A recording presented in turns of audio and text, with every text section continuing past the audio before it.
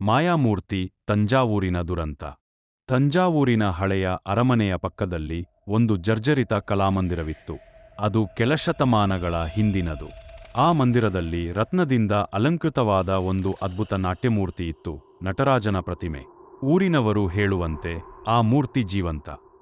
ಅದು ರಾತ್ರಿ 12 ಗಂಟೆಗೆ ನೃತ್ಯ ಮಾಡುತ್ತದೆ ಎಂಬುದು ಪುರಾಣ. ಆ ಮೂರ್ತಿಗೆ ಇತ್ತೀಚೆಗೆ ಗಮನಹರಿಸಿದ್ದವನು ಕಲಾ ಸಂಶೋಧಕ ಶಿವನ್. ಅವನು ಮೂರ್ತಿಯ ಭಾವವೈಭವವನ್ನು ಅಧ್ಯಯನ ಮಾಡಲು ತಂಜಾವೂರಿಗೆ ಬಂದಿದ್ದ. ಊರಿನವರು ಎಚ್ಚರಿಸಿದರು. ಶಿವನ್ ಅಂದಿನಲ್ಲಿ ನಂಬಲಿಲ್ಲ. ಅವನು ಒಂದು ರಾತ್ರಿ ಮೂರ್ತಿಯನ್ನು ನೋಡಲು ಊರಿನವರ ಮಾತು ಕೇಳದೆ ಒಂದು ದಿನ ಗರ್ಭದೊಳಗೆ ಉಳಿದು ಪರೀಕ್ಷಿಸಿದ. ಅರ್ಧರಾತ್ರಿಯ ವೇಳೆ ಕಲಾಮಂದಿರದಲ್ಲಿ ಊರೆಯ ತಾಳಮದ್ದಳೆಗಳು ಕೇಳಿಬರತೊಡಗಿದವು. ಮೂರ್ತಿಯ ಕಣ್ಣುಗಳು ಹಸಿರಾಗಿ ಮಿಂಚಿದವು. ಮೂರ್ತಿ ನಿಧಾನವಾಗಿ ಚಲಿಸಲು ಆರಂಭಿಸಿತು.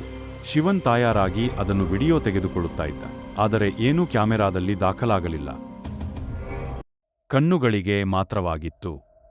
ಅನುಮಾನದಿಂದ ಹಿಂದೆ ಸರಿದ ಶಿವನ್ ಅಜ್ಞಾನವಶಾತ್ ಮೂರ್ತಿಯ ಕಾಲಿಗೆ ದಂಡವಿಲ್ಲದೆ ಪಾರುವಾಯಿತು. ತಕ್ಷಣವೇ ಆ ಮೂರ್ತಿ ಆತನತ್ತ ತಿರುಗಿ ನೋಡಿತು. ಆ ಕಣ್ಣುಗಳಲ್ಲಿ ಕ್ರೋಧ, ನೃತ್ಯವಲ್ಲ, ತಾಂಡವ. ಬೆವರಲ್ಲಿ ನಿಷ್ಪ್ರಾಣನಾದ ಶಿವನ್ ಮೂರ್ತಿ ಕೈಯಿಂದ ಎತ್ತಲ್ಪಟ್ಟು ಅರ್ಧಮನ್ನು ಒಳಗೆ ಸೇರ್ಪಡೆಗೊಂಡ. ನಾಳೆ ಬೆಳಗ್ಗೆ ಊರವರು ಬಂದು ನೋಡಿದಾಗ ಮೂರ್ತಿ ತಾನು ಕಲಾಮಂದಿರದ ನಡುಕಟ್ಟಿನಲ್ಲಿ ನಿಂತಿತ್ತು. ಆದರೆ ಶಿವನು ತನ್ನ ಅನುಮಾನ ಬಗ್ಗೆ ಸತ್ಯ ತಿಳಿದರೂ ಸಾಬೀತುಪಡಿಸಲು ಸಾಧ್ಯವಾಗದೆ ತನ್ನ ಕೆಲಸದ ಬಗ್ಗೆ ನಾಚಿಕೆಪಟ್ಟನು. ಊರಿನಲ್ಲಿ ಅಸಾಮಾನ್ಯ ಘಟನೆಗಳು ನಡೆಯತೊಡಗಿದವು. ಕಲಾಮಂದಿರದ ಸುತ್ತಮುತ್ತಲಿನ ಪ್ರದೇಶದಲ್ಲಿ ರಾತ್ರಿ ಹೊತ್ತು ತಾಳಮದ್ದಳೆಗಳು ಕೇಳಿಬರುತ್ತಿದ್ದವು. ಕೆಲವರು ಮೂರ್ತಿಯ ನೃತ್ಯವನ್ನು ಹೊಳೆಯುವ ಹಸಿರು ಕಣ್ಣುಗಳನ್ನು ದೂರದಿಂದ ಕಂಡಿದ್ದೆವೆಂದು ಹೇಳುತ್ತಿದ್ದರು. ಆದರೆ ಯಾರಿಗೂ ಧೈರ್ಯವಾಗದೆ ಹತ್ತಿರ ಹೋಗಲಿಲ್ಲ.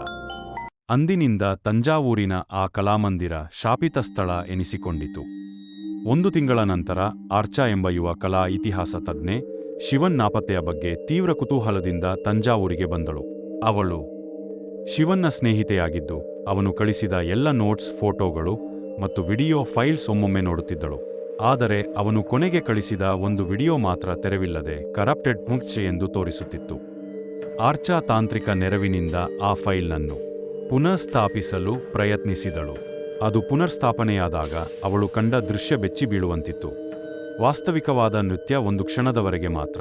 ಕೆಲವೊಂದು ದೃಶ್ಯ ಕಂಡರೂ ನಂತರದ ದೃಶ್ಯ ಕಾಣದೆ ಹೋಯಿತು. ಮೂರ್ತಿಯ ಹಿನ್ನೆಲೆಯಲ್ಲಿ ಶಿವನ ಇರುವಿಕೆ ಸ್ಪಷ್ಟವಾಗಿ ವಿಡಿಯೋದಲ್ಲಿ ಕಂಡುಬರುತ್ತಿತ್ತು.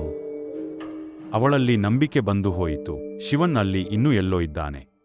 ಆರ್ಚಾ ಊರಿನ ಹಿರಿಯರಾದ ವೈದೇಶ್ವರನ ಅಯ್ಯರ್ ಅವರನ್ನು ಭೇಟಿಯಾಗಿ ವಿಚಾರಿಸಿದಳು. ಅವರು ಬಹಳ ದೀರ್ಘ ನಿಶ್ಶಬ್ದದ ನಂತರ ಬಹಿರಂಗಗೊಳಿಸಿದರು. ನಿಜವಾಗಿಯೂ ಮೂರ್ತಿಯು ನೃತ್ಯ ಮಾಡುತ್ತದೆ ಎಂಬುದು ಹಾಗೂ ಪರೀಕ್ಷಿಸುವುದು ತಪ್ಪೆಂದು ಎಚ್ಚರಿಕೆ ನೀಡಿದ್ದರು. ಹಾಗೂ ಶಿವನು ಮರುದಿನ ಗರ್ಭಗುಡಿಯೊಳಗೆ ಕಂಡುಬಂದನು. ಆ ಮೂರ್ತಿ ಶಿವನ ನೃತ್ಯಮೂರ್ತಿ ಮಾತ್ರವಲ್ಲ, ಅದು ಕಾಲದ ಗರ್ಭದೊಳಗಿನ ಕಾಪಾಳ ಭೈರವನ ರೂಪ. ಅದು ನೃತ್ಯ ಮಾಡುವುದಲ್ಲ, ಕಾಲವನ್ನು ನುಂಗುವುದು. ಅದನ್ನು ನಿರ್ಲಕ್ಷಿಸಿದವನು ಅದರೊಳಗೆ ಲೀನನಾಗುತ್ತಾನೆ. ನಿಜವಾಗಿಯೂ ಮೂರ್ತಿಯು ನೃತ್ಯ ಮಾಡುತ್ತದೆ ಎಂಬುದು ಹಾಗೂ ಪರೀಕ್ಷಿಸುವುದು ತಪ್ಪೆಂದು ಎಚ್ಚರಿಕೆ ನೀಡಿದ್ದರು.